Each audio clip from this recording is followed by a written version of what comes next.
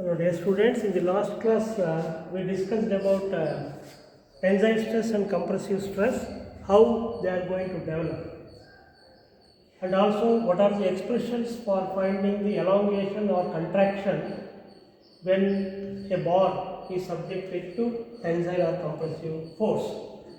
Now we will see how those deformations can be calculated for different types of cross sections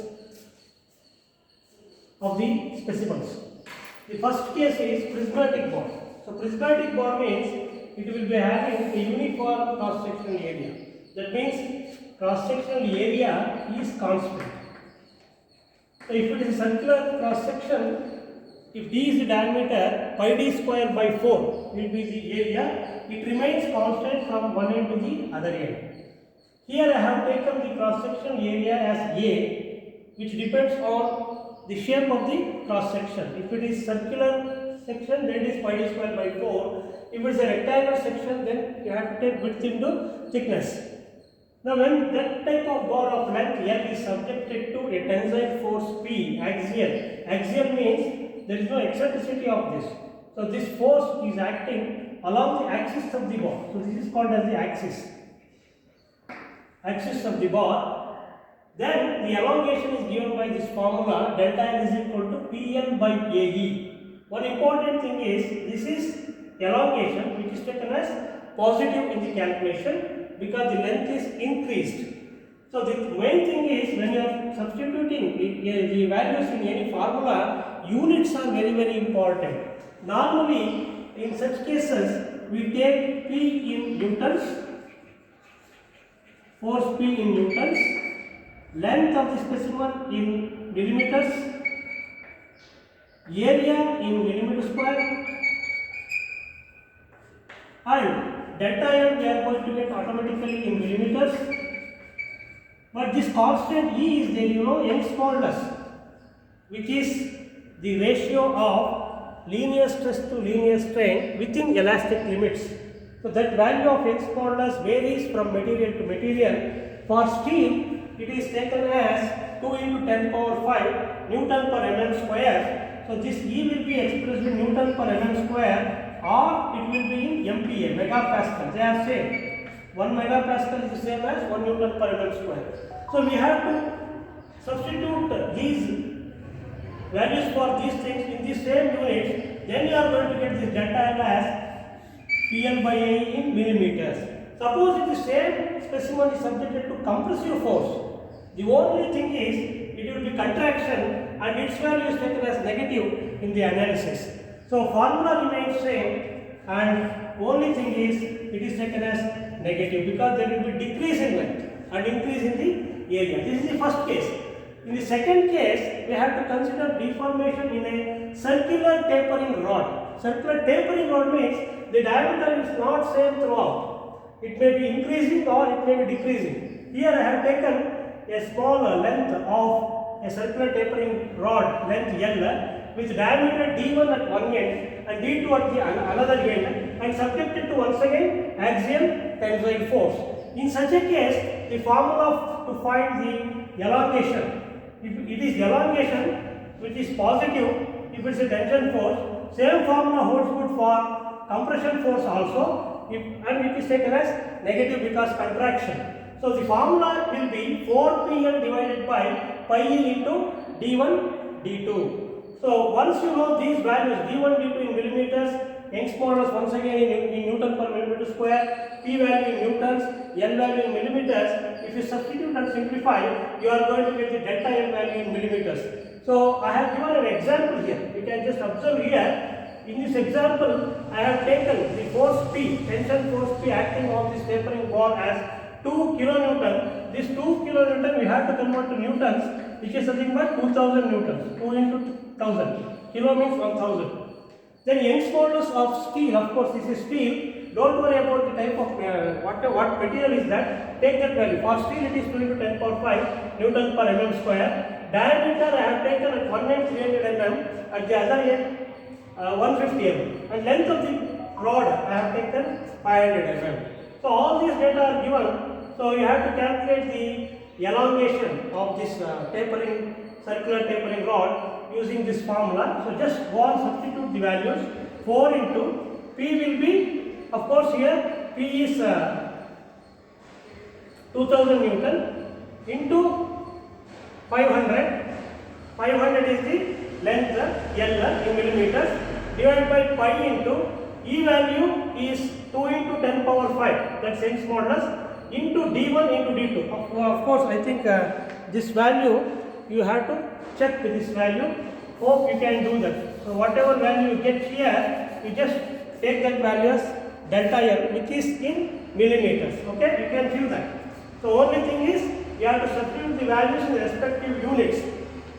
Next, the third case is sometimes they will ask tapering rectangle rod of uniform thickness.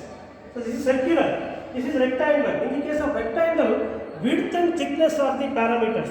Here, width is varied. Width of this rectangular portion at this end is B1, width here is B2, but whereas thickness, this is thickness. Thickness we are taking uniform. Uniform thickness means it remains constant here. Then the area here at this end is B1 into T, and the area here will be B2 into T. Okay. So it is varying. Width is varying over length L. In such a case, it's a rectangular cross section. In such a case, the formula to find delta L is this. So all these derivations, of course, I have explained in the lecture notes. So you can just go and see that. So here P into L divided by T into E into B1 minus B2, that is the difference between the widths, into log to the base E of B1 divided by B2. So the derivation is also done, and I have explained that also. So here, once again, since P is tension, I have taken your delta L will be positive. If P is compression like this, then there will be decrease in length, which is taken as negative. Okay. So once these values are given, B1, B2, T, P values are given, E, L values are given, just you can substitute in this formula and simplify, you will get the value of delta L. So these are the three important cases. And next, fourth case is, they may give combination also. So prismatic bar along with tapering circular rod. So this is a problem where prismatic bar is attached to a tapering circular rod.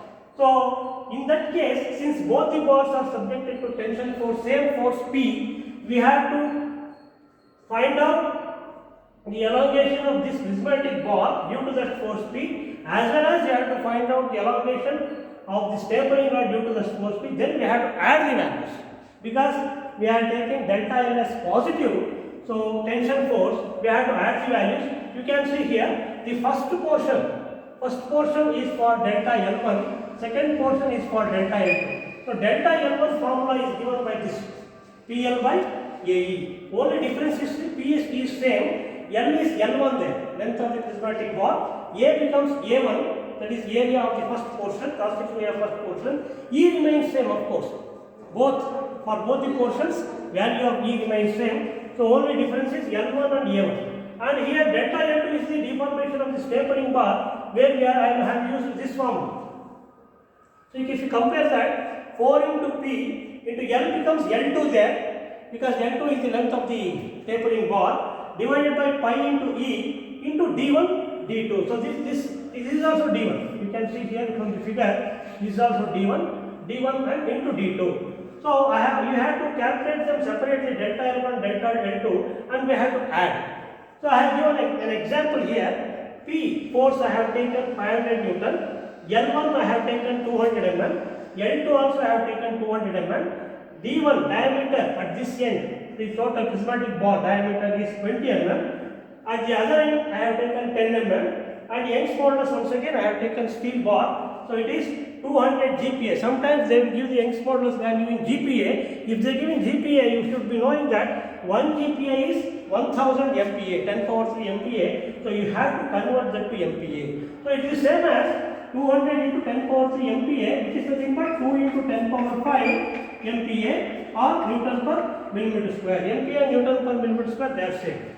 So just what I have done here is, these values I have substituted in this formula. So here I have taken 1 by E outside, because 1 by E is common in both Of course, P is also common. I have not taken P outside here, but 1 by E I have taken outside. 1 divided by E is this value, 200 into 10 power 3 into, as substituted here, you can see P into L1. P is 500 Newton into L1 is 200 mm divided by area of this first portion is, since it has given it as circular rod, so area of the circular this first portion becomes pi d square by 4.